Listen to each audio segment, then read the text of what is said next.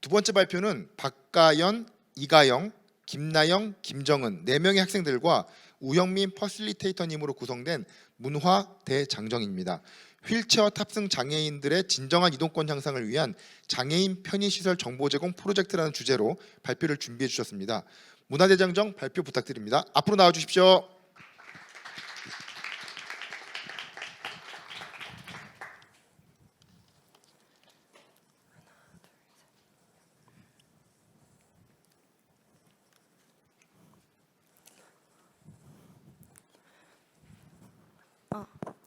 안녕하십니까. 영어킹 그룹 문화대장정팀 최종 발표 시작하도록 하겠습니다.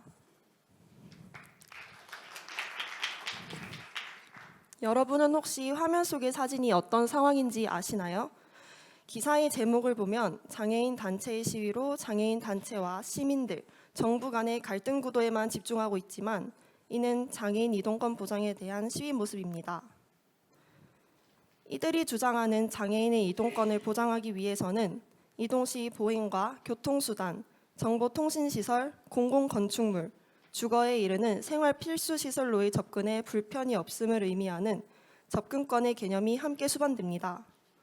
앞으로의 발표에서는 이를 이동권으로 통칭하도록 하겠습니다. 이동권의 확보를 위하여 법률은 장애인 편의시설을 통해 권리 보장을 실현하고 있습니다. 편의시설은 이동과 활동에 제약이 있는 장애인들에게 사회 적응을 위한 불편을 제거하고 장애인과 비장애인의 이동시 차이를 최소화하기 위한 기구와 시설을 의미합니다. 2020년 실시된 장애인 실태조사에 따르면 주로 휠체어에 탑승하는 지체장애인의 50.8%가 장애인 관련 편의시설 부족을 집밖 활동 시 불편 이유로 꼽았습니다. 한편 지난 2018년 전국의 19만여 개 시설물을 대상으로 진행된 편의시설 설치 현황 조사에서 단순 설치율은 80.2%, 법적 기준에 맞춰 적정하게 설치된 적정 설치율은 74.8%로 나타난 바 있습니다. 이는 직전 조사인 2013년 조사보다 설치율과 적정 설치율 모두 12.3%, 14.6% 증가한 수치입니다. 하지만 이러한 설치율 증가에도 불구하고 장애인 단체 등이 이동권 집회를 계속하는 이유는 무엇일까요? 이러한 괴리감은 장애인 편의시설 설치 시정명령과 관련이 있습니다. 2022년을 기준으로 국내 등록 건축물 수인 700여만 개 중 비교가 어려운 아파트, 다세대 주택 등의 건축물을 제외한 212만 25개의 건축물에 대해 장애인 편의시설 설치 대상 시설은 겨우 8.8%에 불과합니다. 다시 말해 장애인 편의시설 설치 대상 건축물은 전국의 건축물 중 8.8%이며 이 8.8%의 건축물의 74.8%의 시설에 대해서만 휠체어 탑승자가 안심하고 접근할 수 있다는 것을 의미합니다. 건축물에 대한 장애인 편의시설 설치는 건축법 시행령을 장애인 등 편의법에 반영하게 되는데 규정 과정에서 용도별 건축물에서 제외되거나 면적 기준, 편의시설물 설치에 대해 부분적으로 의무 설치, 권장사항 등으로 구분되어 설치 대상 건축물이 낮게 나타날 수밖에 없습니다. 단순히 법적으로 시행령을 내려 설치 대상을 증가시키는 것 역시 필요하겠지만 이에 대해 대책, 예산 증가, 인력, 지자체와 민간 간의 협의 등 고려할 대상이 매우 크게 늘어나게 됩니다. 이에 대해 저희 문화대장정은 직접 휠체어 탑승 장애인 분들과의 인터뷰를 통해 장애인 편의시설과 관련하여 이동권을 향상시킬 수 있는 방법을 모색해 보았습니다. 첫 번째 휠체어 탑승자 김모 씨의 이야기를 들어보도록 하겠습니다. 저는 평소 교통수단으로 자가용을 사용해요. 과거 3호선을 이용하던 중 승강장 사이에 휠체어 바퀴가 껴 낙상사고를 경험해 지하철을 이용하는 것에 트라우마가 있기 때문이에요. 이에 대해 대구시 도시철도공사에 보강작업 민원 신고를 넣고 싶었지만 절차가 어려웠고 전화는 받지 않아 신고하지 못했어요. 또 앞을 보며 휠체어를 끌어야 하는데 장애인 편의시설을 찾을 수 있는 안내 표지판의 위치가 너무 높아 불편하다고 느껴져요. 두 번째 휠체어 탑승자 박모 씨 이야기를 들어보겠습니다. 저는 이동 시 지하철을 주로 이용해요. 평소 방문이 잦은 곳이라면 상관없지만 가끔 초행길을 가야 하는 때는 편의시설에 대한 정보를 미리 알 수 없어 목적지에 대한 정보를 직접 문의하거나 주변에 물어봐야 하는 불편함이 있었어요. 세 번째 휠체어 탑승자 윤모 씨의 이야기를 들어보겠습니다. 저는 평소 지하철을 이용해 이동하는데 처음 가는 역에서는 엘리베이터의 위치를 역을 돌아다니며 찾거나 물어보며 가야 하는 번거로움이 있어요. 또 저번에는 장애인용 화장실에 들어갔는데 공공시설임에도 불구하고 관리가 미흡해 사용이 번거로웠던 경험이 있었어요. 네, 휠체어 탑승 장애인 분들과의 인터뷰를 통해 장애인 편의시설과 관련하여 불편함을 겪었던 경험들을 들어보았습니다. 인터뷰를 토대로 문제점들은 다음과 같이 정리됩니다. 그리고 이를 두 가지의 정책 제안을 통해 해결해 보도록 하겠습니다. 첫 번째 정책은 복지지도를 통한 장애인 편의시설 정보 제공입니다. 그동안 장애인 편의시설에 대한 정보를 미리 알 수 없어 이동 시에 불편함을 겪었던 휠체어 탑승자들을 대상으로 합니다. 저희는 장애를 무의미하게 만들기 위해 이동권 증진 콘텐츠를 제작하는 협동조합 무의와의 인터뷰를 통해 장애인 이동권 향상에서 정보는 중요한 요소이며 이러한 정보에 도달하는 것이 원활해진다면 정보의 격차를 줄여나가는 것에 긍정적인 역할을 한다는 것을 알게 되었습니다. 사실 보건복지부에서도 이러한 문제점을 알고 보건복지부 운영의 복지 포털 사이트 복지로에서 복지지도를 통해 장애인 편의시설에 대한 정보를 제공한 바 있습니다. 복지지도는 출입구 경사로, 장애인 전용 주차구역, 장애인용 승강기, 장애인용 화장실 등을 포함한 8가지 장애인 편의시설에 대한 정보를 픽토그램화하여 나타내었습니다. 하지만 복지로 복지지도 서비스의 경우 첫 번째로 편의시설 검색의 과정에서 직관적인 정보에 도달하기 어려웠습니다. 장애인 편의시설로 검색하면 무수히 많은 시설의 정보가 제공되며 목록에서 일일이 접속해야만 제공되는 시설 정보에 도달할 수 있었습니다. 두 번째, 공급자 위주의 일방적인 정보 제공입니다. 어플리케이션 평가 및 리뷰에서도 확인하실 수 있듯이 사용자에 대한 배려가 없다고 느껴지는 평이 매우 많았습니다. 실제 인터뷰에서 복지지도 사용에 대해 기능 제공의 방식이 일방적이고 사용하기에 매우 어렵다는 평을 받았습니다. 세 번째는 불확실한 정보의 제공입니다. 검색 과정에서 장애인 편의시설로 검색하였음에도 불구하고 장애인 편의시설 설치가 권장사항에 해당하는 주거시설이 등장하는가 하면 세부시설 의무 설치 기관에 해당하는 중구청에 대해서는 이용 가능 시설 정보가 제공되지 않는 모습을 볼 수 있었습니다. 인터뷰를 통해 얻은 장애인 편의시설 관련 불편사항과 기존 복지지도에서 파악된 문제점을 기반으로 문화대장정이 제안하는 대구시 관할의 복지지도를 소개합니다. 대구시의 복지지도는 대구 시민을 위한 생활 밀착형 플랫폼 대구로를 수단으로 합니다. 기존의 대구로는 배달, 택시 등의 서비스에 집중했지만 최근 들어 시내버스 정보와 대구 시민을 위한 정보를 정리해 제공하고 있습니다.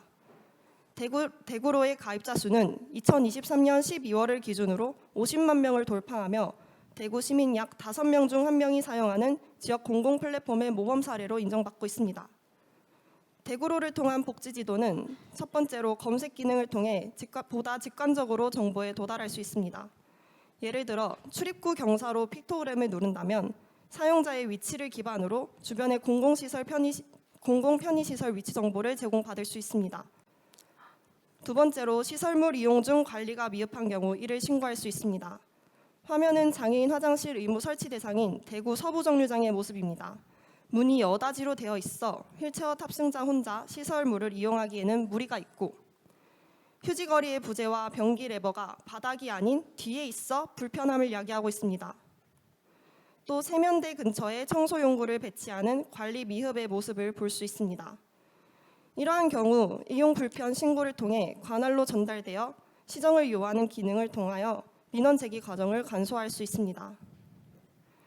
또 시설에 대한 리뷰 작성 기능을 통해 이용 경험을 나누며 시설물 관리 과정에서 가령 전동 휠체어와 수동 휠체어의 규격 차이와 같이 미처 고려되지 못하였던 부분들에 대해 확인할 수 있습니다.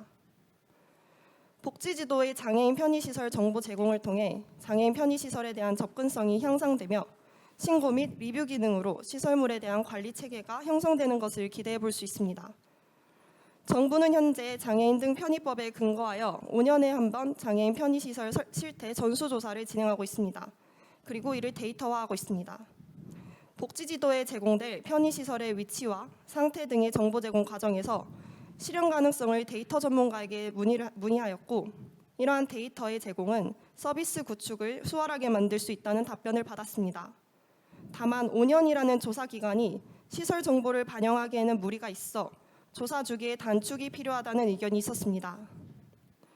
하지만 전수조사라는 조사의 특성을 고려한 바 인력의 투입, 시간 투자, 비용적 문제를 고려할 수밖에 없었고, 이는 저희가 앞서 소개해드린 시설 신고 절차를 통해 효율적인 관리 체계의 구축이 가능할 것이라고 예측됩니다.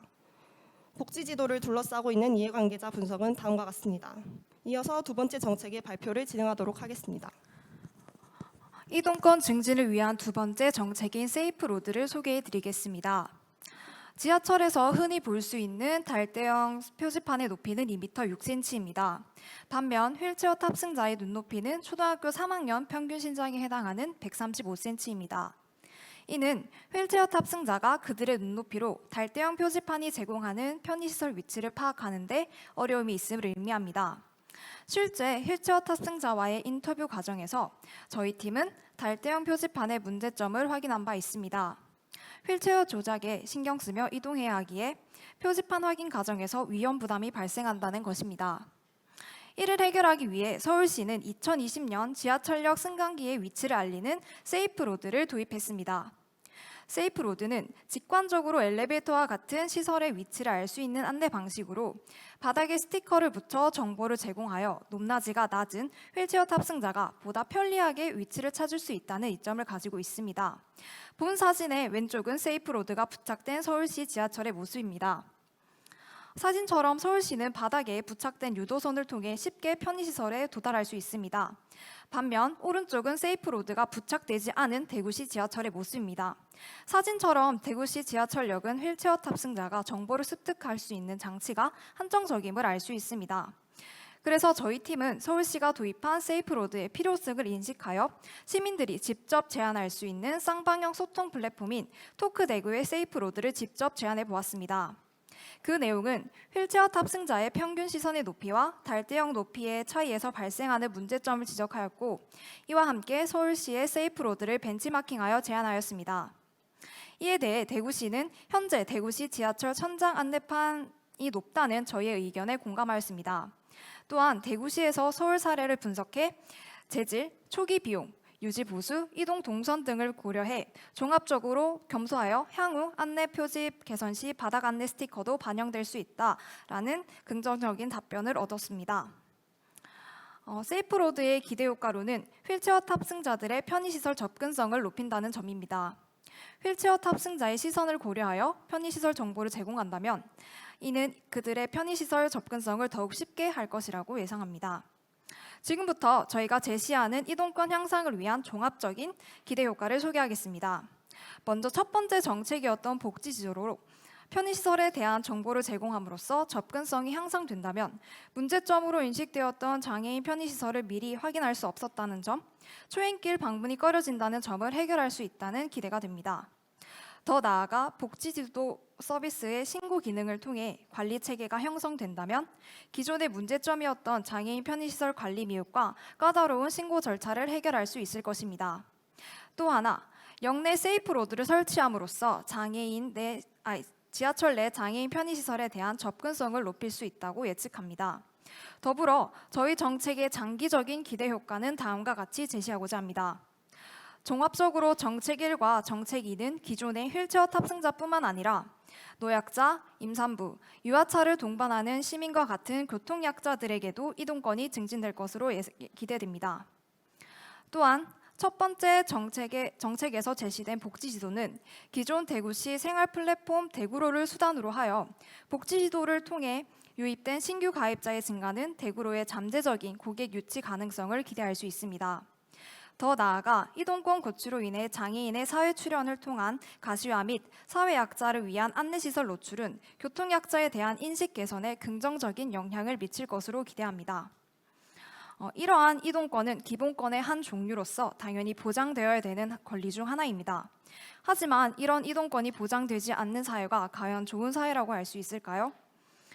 저희 문화대장정의 장애인 이동 증진 정책을 시작으로 모두의 기본권이 당연시되는 사회가 되었으면 좋겠습니다. 이상으로 문화대장정 팀 발표를 마치도록 하겠습니다. 네, 감사합니다. 발표 감사합니다.